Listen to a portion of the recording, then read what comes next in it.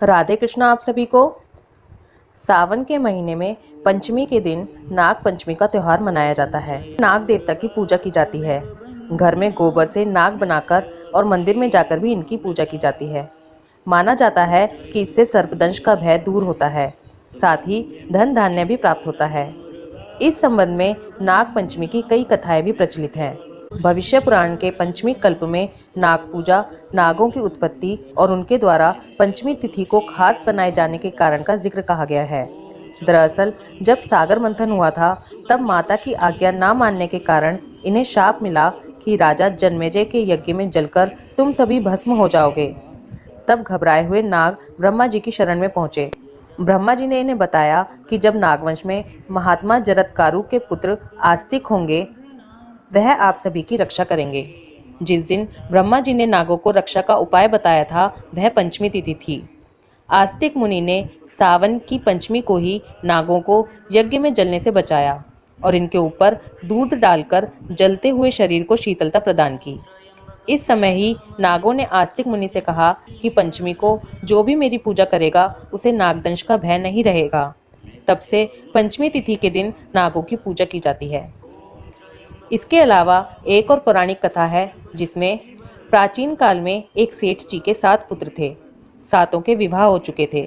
सबसे छोटे पुत्र की पत्नी उत्तम विचारों की और सुशील थी, परंतु उसके कोई भाई नहीं था।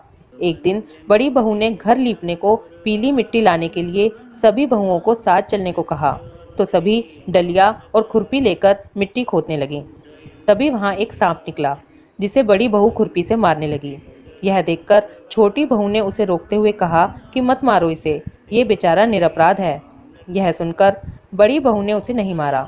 तब सांप एक और जा बैठा। तब छोटी बहू ने उससे कहा, हम अभी लौटकर आती हैं, तुम यहाँ से जाना मत।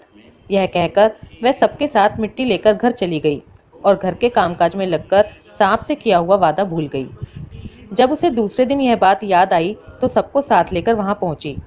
सांप को उस स्थान पर बैठा देखकर वह बोली, हे सर्प भैया नमस्कार। सर्प ने कहा, तू भैया कह चुकी है, इसलिए तुझे छोड़ देता हूँ, नहीं तो झूठी बात कहने के कारण तुझे अभी डस लेता।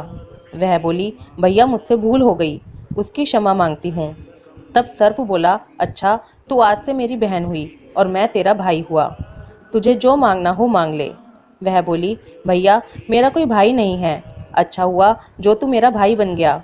कुछ दिन व्यतीत होने पर वह सर्प मनुष्य का रूप रखकर उसके घर आया और बोला कि मेरी बहन को भेज दो।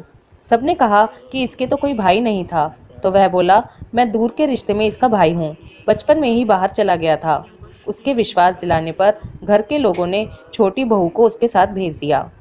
उसने मार्ग में बताया कि मैं वही सर्प हूँ, इसलिए तू डरना नहीं और जहाँ चलने में कठिनाई हो वहाँ मेरी पूँछ पकड़ लेना। उसने कहे अनुसार ही किया और इस प्रकार वह उसके घर पहुंच गई। वहां के धन ऐश्वर्य को देखकर वह चकित हो गई। एक दिन सर्प की माता ने उससे कहा, मैं एक काम से बाहर जा रही हूँ, तू अपने भाई को ठंडा दूध पिला देना। उसे यह बात ध्यान ही नहीं रही और उसने गर्म दूध अपने भाई को पिला दिया, जिससे उसका मुंह बुरी तरह से जल गया। यह देखकर सर्प की माता बहुत क्रोधित हुई, परंतु सर्प के समझाने पर चुप हो गई। तब सर्प ने कहा कि बहन को अब उसके घर भेज देना चाहिए। तब सर्प और उसके पिता ने उसे बहुत सा सोना, चांदी, जवाहरात, वस्त्र आदि सब देकर उसके घर पहुंचा दिया। इतना ढेर सारा धन देखकर बड़ी बहू ने ईर्ष्या से कहा, भाई तो बड़ा धनवान है, तुझे तो उससे और भी धन लाना चाहिए। सर्प ने यह वचन सुना तो सब वस्तुएं सोने की लाकर दे दी। यह देखकर बड़ी बहू ने कहा, इन्हें झाड़ने की झाड़ू भी सोने की ही होनी चाहिए। तब सर्प ने झाड़ू भी सोने की लाकर रख दी। सर्प ने छोटी बहू को हीरा मणियों का एक अद्भुत हार दिया था। उसकी प्रशंसा उस देश की रानी ने भी सुनी और वह राजा से बोली कि सेठ की छोटी बहू का हार यहाँ आना चाहिए। राजा ने मंत्री को हुक्म दिया कि उससे वह हार लेकर शीघ्र उपस्थित हो। मंत्री ने सेठ जी से जाकर कहा कि महारानी जी छोटी बहू का हार पहनेंगी, वह उससे लेकर मुझे दे दो। सेठ जी ने डर के कारण छोटी बहू से हार मांगकर दे दिया। छोटी बहू को यह बात बहुत बुरी लगी। उसने अपने सर्प भाई को याद किया और आने की प्रार्थना की।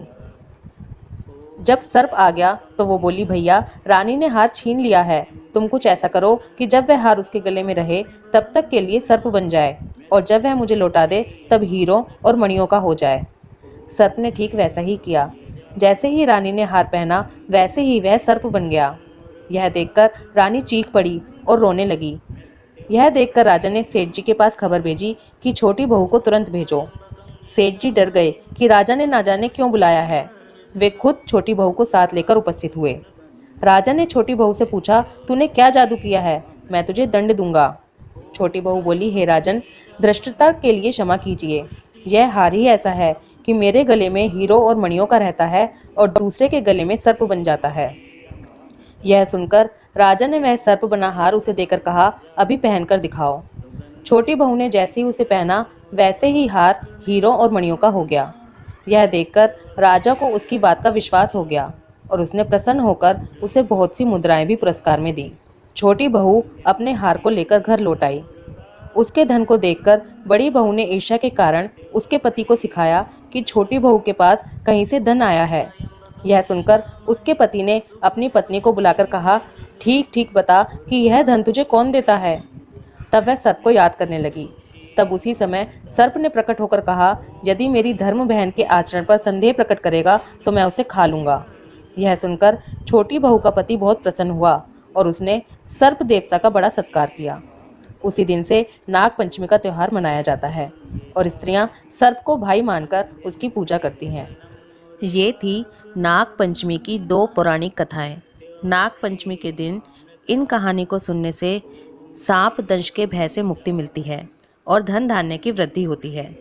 इसलिए इस वीडियो को ज़्यादा से ज़्यादा शेयर करें। हर हर महादेव। राधे कृष्णा।